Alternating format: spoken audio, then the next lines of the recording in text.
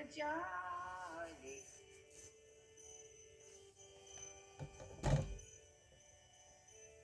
Jaya Radha Manava Kunjanyari.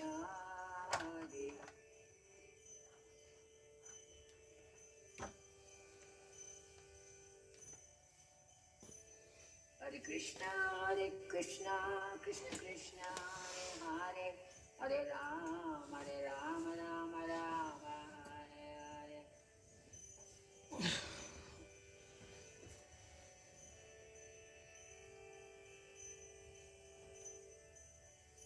Hare Krishna, Krishna Krishna, Hare Hare, Hare Ram, Ram Ram, Hare Hare.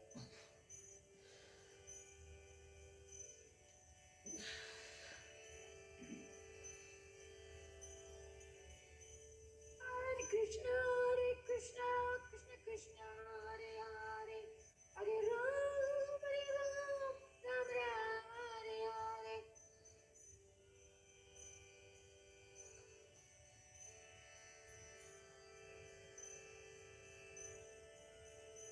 Jaya Prabhupada, Jaya Prabhupada, Prabhupada, Jaya Prabhupada.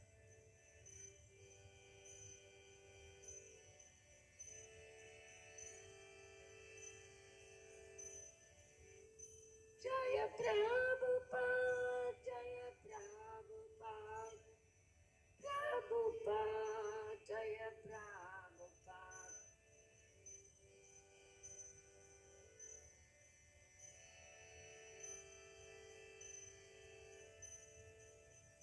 Gurudev, Gurudev, Gurudev, Jaya Jaya Gurudev.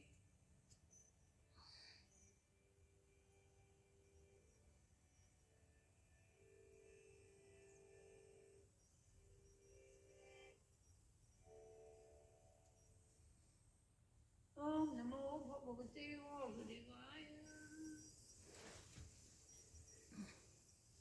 Om Namo Bhagavate Vasudevaya. Om Namo Bhagavate Vasudevaya. So we're reading from the Srimad Bhagavatam, Canto 1, Chapter 11, and we have done several verses. I think today we're doing verse 30, but I will also look at verse 31 because it has a very interesting purport. So we'll look at, I'll read 30 and then 31 we'll do collectively. 30. Atvishatva sarvakamananuttamam prasadaya trapatninam sahasnini chasodashat. Thereafter the Lord entered his palaces, which were perfect to the fullest extent. His wives lived in them, and they numbered over 16,000. And we will read the purport, and then we'll do the next verse collectively. Purport. Lord Krishna had 16,108 wives, and for each and every one of them was a fully equipped palace, complete with necessary compounds and gardens. Full description of these palaces is given in the 10th canto. All the palaces were made of the best marble stone. They were illumined by jewels and decorated by curtains and carpets of velvet and silk, nicely bedecked and embroidered with gold lace. The personality of Godhead means one who is full with all power, all energy, all opulences, all beauties, all knowledge, and all renunciation. Therefore, in the palaces of the Lord there is nothing wanting for fulfilling all desires of the Lord. The Lord is unlimited, and therefore his desires are also unlimited, and the supply is also unlimited. Everything being unlimited, it is concisely described here as sarvakama, or full with all desirable equipment. So it's a very beautiful, you can say, a picture of Krishna's place, very inconceivable. Now we'll do the next verse together. Padnya patim pravosha grihanu pakapatam.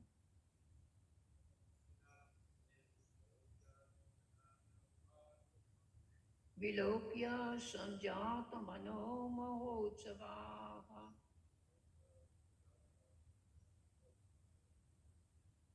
Utushtur arat sahasa sanasaya.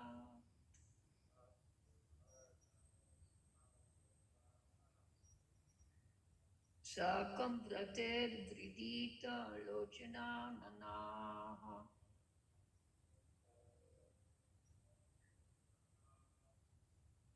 Patnya patim proshya grihanupagatam.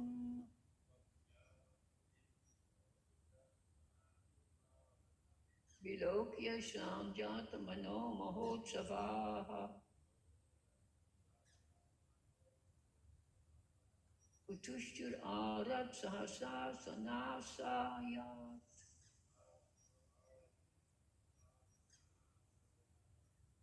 Sakam prater vriditi lochana nanaha.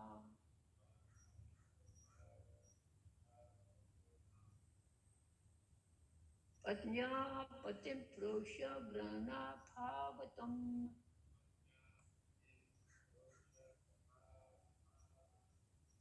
Vilokya sanjata mano mahotsavaha. Utashturat sahasana sanasayat.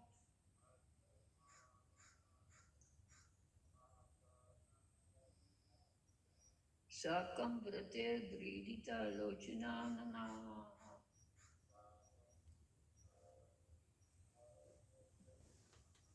Go ahead, please.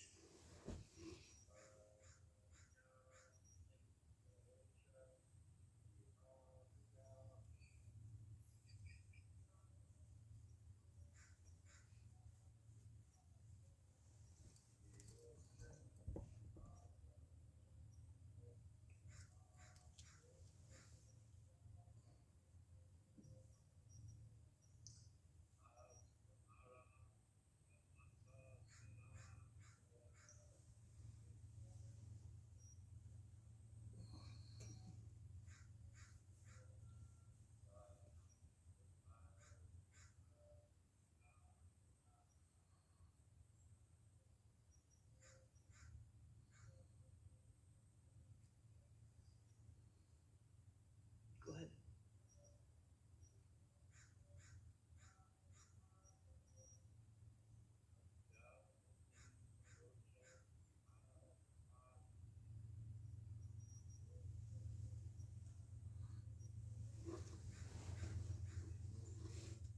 Patnyaya pratim prosya grahanupagatam vilokya sanjata mano mohotsava.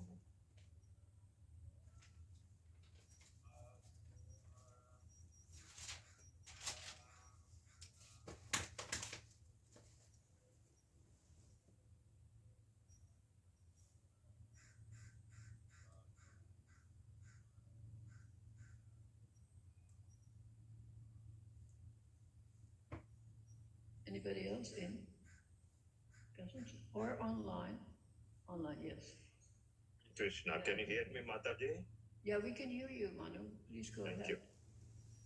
Patnyaha patim prosya grahanam nupagatam vilokya sanjata mano mohotsavaha uttastu amrat sahasa sanasayat sakam rate ridita lochanananaha.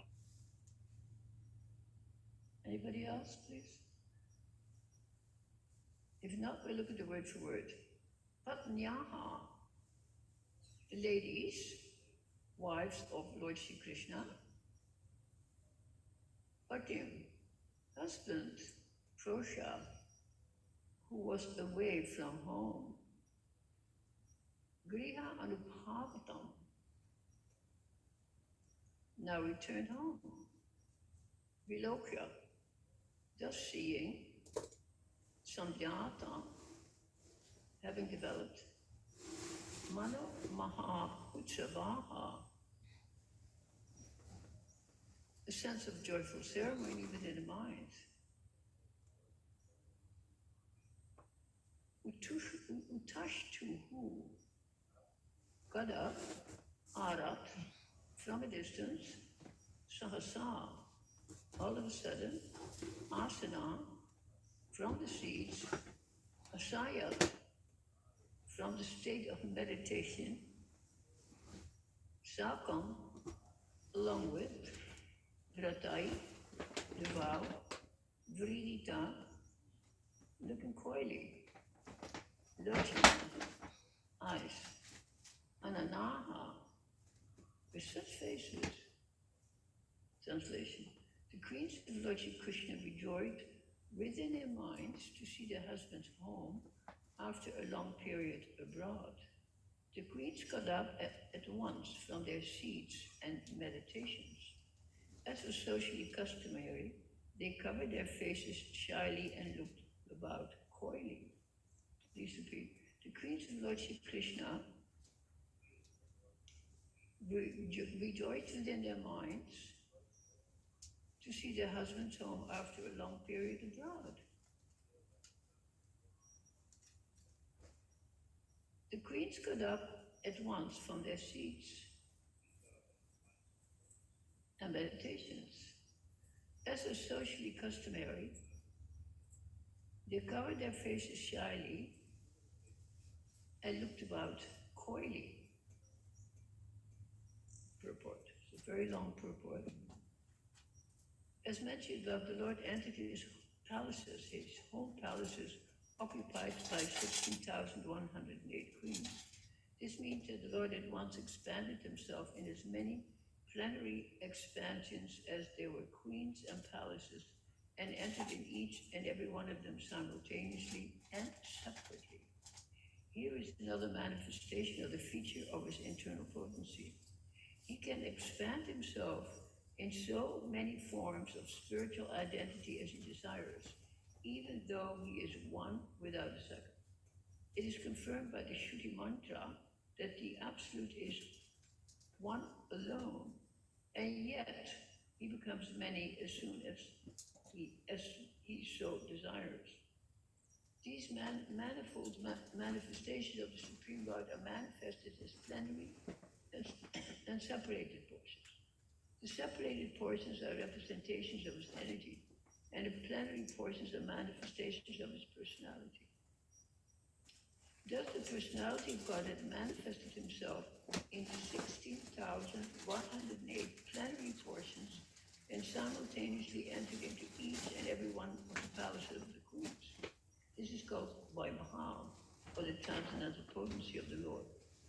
And because he can do so, he is also known as Yogeshwar. Ordinarily, a yogi or mystic living being is able to expand himself as at most to tenfold expansions of his body. But the Lord can do so to the extent of as many thousands or infinity as he likes. Unbelievers become astonished to learn that Lord Shri Krishna married more than 16,000 queens because they think of Lord Krishna as one of them and measure the potency of the Lord by their own limited potency.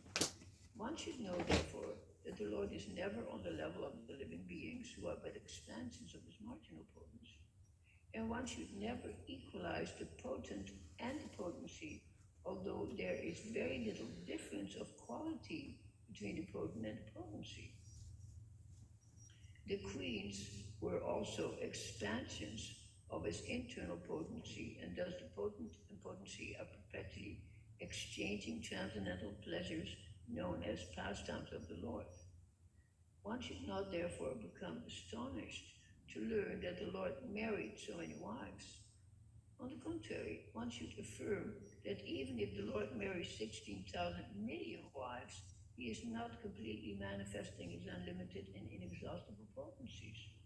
He married only 16,000 wives and entered in each and every one of the different palaces just to impress in the history of the human beings as the surface of the earth that the Lord is never equal to or less than any human being, however powerful he may be. No one, therefore, is either equal to or greater than the Lord. The Lord is always great in all respect. God is great in eternal truth.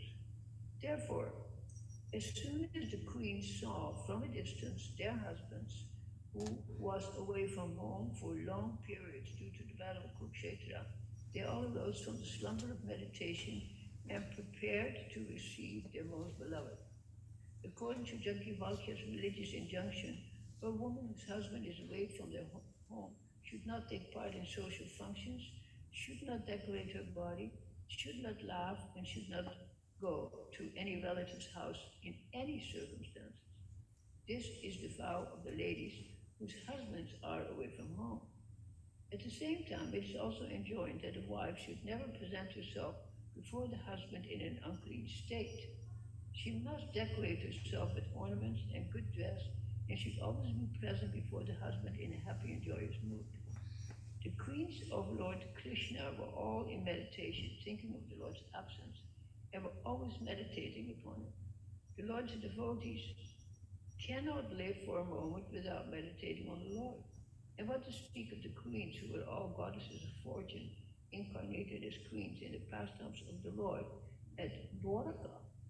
They could never be separated from the Lord, either by presence or by trance.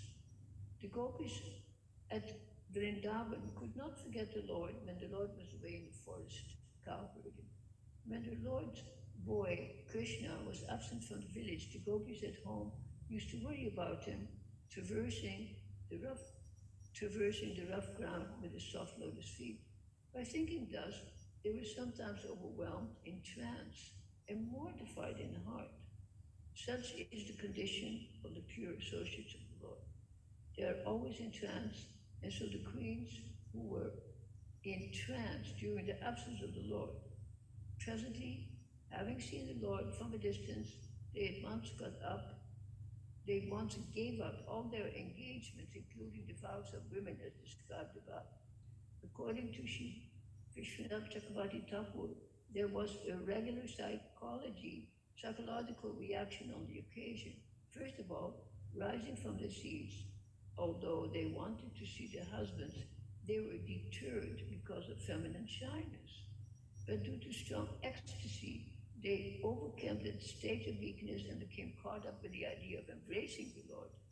And this thought factually made them unconscious of their surrounding environment.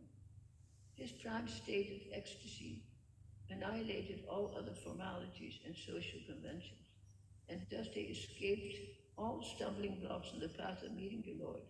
And that is the perfect state of meeting the Lord of the soul, Sri Krishna. We'll read the verse again.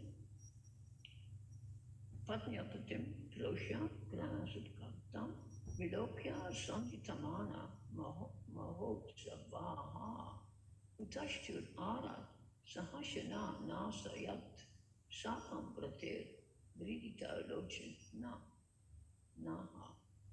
The queens of Lord Sri Krishna rejoiced within their minds to see their husband home after a long period abroad. The queens got up at once from their seats and meditations. As is socially customary, they covered their faces shyly and looked about coyly. Om Gyana Tamaram Vishna Vinandina Shilakaya Chakshurum Militam Dena Tasmai Shri Guru Namaha. So very complex subject matter, very intense, and especially the way Prabhupada unpacks this. This is very amazing, and I skipped over the last verse in terms of comments and went to this verse because the Prabhupada's explanation is absolutely crucial to understand not only Krishna's position and the position of the queens of Dwarka, but all other living entities, including and especially ourselves. Because why do we study all of this? We study all of this, of course, to get, you can say, a picture of Sri Krishna, like in the previous verse, when it says that how beautifully he entered the palaces, etc. We get a very nice picture. So, but at the same time, also to understand what is the actual meaning of this. So it's very, very deep. There's a very nice word in here. It's called utsaha. So ut Utsaha, ut means, what does ut mean? It means going up, of course. Ut means up. That's very interesting. I point out many times in terms of you can say sound vibration, that the word ooh, if you say ooh, please all of you say ooh. So the sound ooh is said in the middle of the mouth. You see, the sound ah is said in the very throat, very beginning of the voice. Ooh is in the middle of the sound machine. You can say, and ma is at the very front. This is called labial. So we have all these sounds in the Sanskrit alphabet that they themselves are indicative of certain types of meaning, you see. Like when you want to rise up, you don't rise up from the side, you rise up from the middle, 90-degree angle. Then you can go up. So this is ooh, straight up. So the ladies had said they were possessed of a state called utsaha, and it's described as a sense of joyful ceremony within the mind. Very complex sentence. What does that mean, ceremony within the mind? It means that it was intuitive, it was ecstatic, it had a certain formality, but it was in their mind. It was not shown. And this is the whole point of this verse, is that the contrary behavior of the queens, when they heard that Krishna had arrived, they immediately wanted to get up from their, it says slumber meditation, very interesting way Prabhupada translates that, from their slumber meditation, and they wanted to run towards Krishna and embrace him, but because the custom did not allow such a thing, it says they arose, they covered their faces, and they looked at him. The last word, if you remember it, coyly. So what does coyly mean? What does it mean when the woman looks at you coyly? Any idea? Please speak. What is it? Yeah, side glance, that is very coy, of course. But coy means that it's a feminine modality to attract the opposite sex, coy, to be very coy. Then suddenly it's so charming. Your mother doesn't look at you coyly, it's your lover. You see, your lover is trying, so it suggests erotic rust. But it says here, Prabhupada says, they covered their faces shyly. So it's very interesting, because I don't see in the Sanskrit it said that they covered their faces. But Prabhupada explains it in such a way that we can look at that verse and get the external and the internal meaning. And these we can analyze it in terms of externally what we can understand about God, and internally what we not only understand but experience. And I think it was yesterday or the day before, somebody gave the class, and I was making a point at the end of the class to the speaker that, to know so many things about Krishna is very charming, but to have the experience is the essential.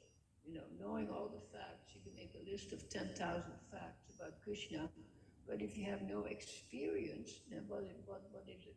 It remains external. So the speaker was saying, yes, Prabhupada says, not experimental, but experiential. So you can see these words are very close together. Experiment means, like scientists, they do experiments to understand what is the truth. They have a laboratory, they have all these machines, and they do experiments to see what is what. That cannot be discovered by not doing the experiment. Like, I'm just saying a simple thing. What happens if you have boiling water and you put a piece of fruit in it? That's an experiment. And then you can see, you observe what happens to the fruit. It may shrink, it may separate, it may color the water, etc. So then you make observances, and you make notes, and then you use that as one of 1 millions of ideas of what is reality, what is nature, etc. So this is external, and it's very interesting because it tells you a lot. We cannot say that scientific experiments are not interesting or that they're not true. They're completely true, but they are observed by the external senses. And when the scientist is observing, it's not intuition that is guiding them, it's their eye or their ear or their nose or their touch. Huh? How hot does it feel? What does it look like? I mean, the irony is that most of these things are observed by the eye in terms of sometimes information on a board. You get so many figures here, this is the temperature, this is all shown on your computer screen, of course, and then you make analysis based on external stimuli. So this external stimuli has to be accepted as true. It is true, but there is something else.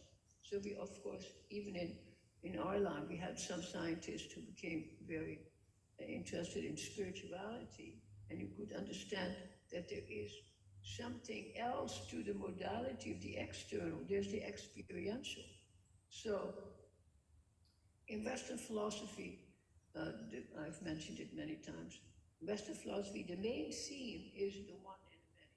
So here we talk about, in this purport, Prabhupada's talking about the one and the many, how the one, Krishna, becomes the many, and the many, of course, come in very different forms, not only in terms of different jivas, different bodies, but also different manifestations of him. He can become the many in his plenary portion.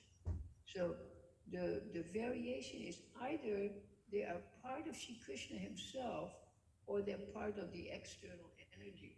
So those are the two, either the Krishna himself or the external energy. So in Western philosophy, it was always very difficult, even since the Greek times, to determine what is what. Is it the one or is it the many? And that's what they call the problem. The problem in let's say science or physics, whatever you want. And as a side note, I want to mention that in science, in Western science, everything they discuss, virtually everything is called the problem of this or the problem, is always discussed as a problem. It's so ironic, isn't it? That the very fact that you call everything a problem already tells you that your analysis is going to be problematic because you're studying a problem. You think you already have analyzed it as a problem. Now, that's not so in let's say, in our philosophy. It's not everything is a problem. Everything is a question that can be answered in a way that has to be apropos to Shastra. Of course, there are many Shastras. Even in our own line, we have what we call Bhakti Vedanta. We have Bhakti Vedanta. We have Vedanta, but it is modified by Bhakti. And this Bhakti, of course, colors the entire Vedanta. So, and Vedanta, of course, means the end of knowledge. And the school is completely legitimate. It's not that it is not legitimate. Vedanta is absolutely correct. An absolute correct analysis, and the conclusion is that there is only the one. But the irony is that that is not satisfactory because, first of all, who are you? This is, the irony. Who are you analyzing the one? How can you analyze the one? And of course, the answer is that I am part of the one. So, but to what degree are you part of the one? So here it is explained, you're only the tiniest part of the one. So because even Krishna's, you can say Krishna's qualities are everywhere, and Prabhupada says it's virtually the same. He doesn't comment any further. But the quantity is completely different. You can't even conceive of it. If we are part and parcel of Krishna, but we may only be only 1/1,000,000th of a million of his qualities. Even that is way too much of his quantities. So we have to analyze in such terms. At the same time, because of intuition, uh, which is activated by utsaha, the word utsaha, it means, you can say enthusiasm, internal enthusiasm.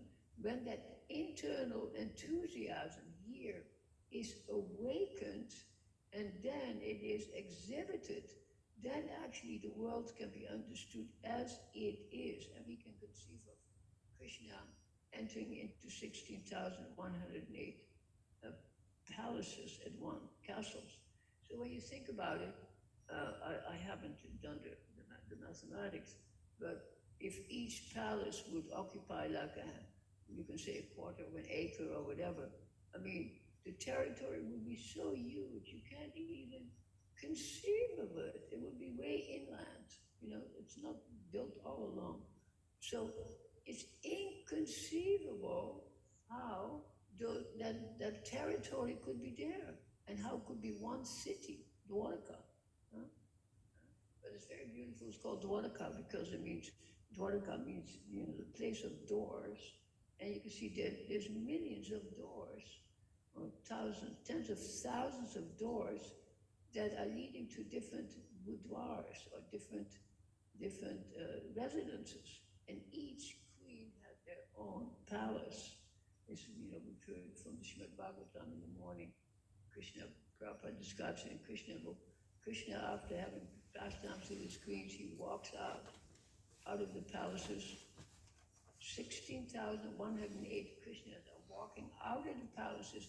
They merge into one when he enters into the government, in the parliament buildings, where he's sitting as one, not sitting there as the many. So then there's a merge.